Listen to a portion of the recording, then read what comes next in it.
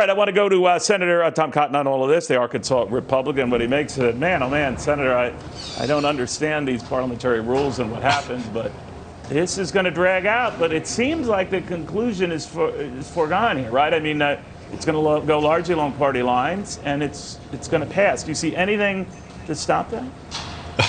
Hey, Neil, it's good to be on with you. Yeah, I got to say that the Pelosi payoff, the Schumer shakedown, the 628 page bill we're reading on the floor right now is not exactly a page turner. I just left my office, and it sounds like they're still in the table of contents.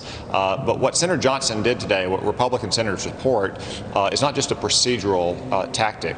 We only got a copy of this bill a couple hours ago, and they wanted to move right into voting on it and trying to amend it.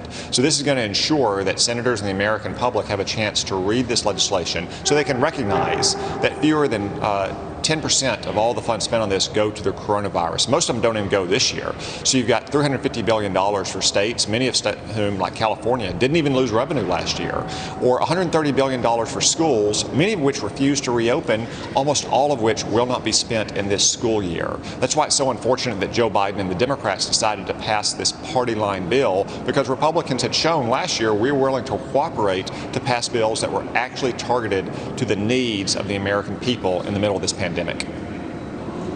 You know, I know to satisfy some moderate Democrats, Joe Manchin comes to mind, a senator, they wanted to tighten the restrictions around who gets the stimulus checks, these $1,400 stimulus checks, but in so doing, 12 million fewer Americans will receive them. And I thought at first, naive though I am, that money would, be savings here, but it's just channeled into something else, right? That doesn't change the overall package price tag. I think that's right, Neil. Again, we're still reading the bill, but I think the Democrats are dead set on keeping the spending at $1.9 trillion, even though there's a lot of room for savings here. On that specific provision, look, we passed multiple bills last year that sent out checks to families that were lower income, that lost income, and that were struggling to make ends meet. But we shouldn't be sending checks from taxpayers to families that are making more than $100,000 a year, that lost no income whatsoever, that have the kind of jobs where you can work from home, you can work on a computer, you can work on a telephone. That's why this legislation should be targeted to those people, like waiters and waitresses and bartenders and others who have been so badly impacted by this pandemic. Do you know, Senator, is there any chance that any of your Republican colleagues would vote for this? I know the Democrats that were working on Alaska Senator Lisa Murkowski, that there's some aspects of this she does like, would be beneficial to her state. Any sense that any Republican votes for this? I don't anticipate any Republican senators voting for the bill, Neil. In the House of Representatives, not a single Republican representative voted for it. The Democrats could have gotten a lot of Republican votes. In fact, the bills we passed last year passed on average with more than 90 votes in the Senate. But they decided to go down this party line path. That's regrettable. I suspect they're going to have to live on this party line path. Kamala Harris will be coming in several times in the days ahead to cast tie-breaking votes. You know, you mentioned the vice president, sir. There had been talk among progressives, go ahead and overrule the parliamentarian and push this minimum wage $15 feature into the package. Now, that is unlikely. I don't think she can do that. But leaving that aside, you and Senator Mitt Romney had come up with an alternative plan to raise the minimum wage to, I believe, $10 an hour over 4 years or something like that. And I'm just wondering what was the ultimate reception you got on that, because I think we'll probably revisit this higher wage issues somewhere, right?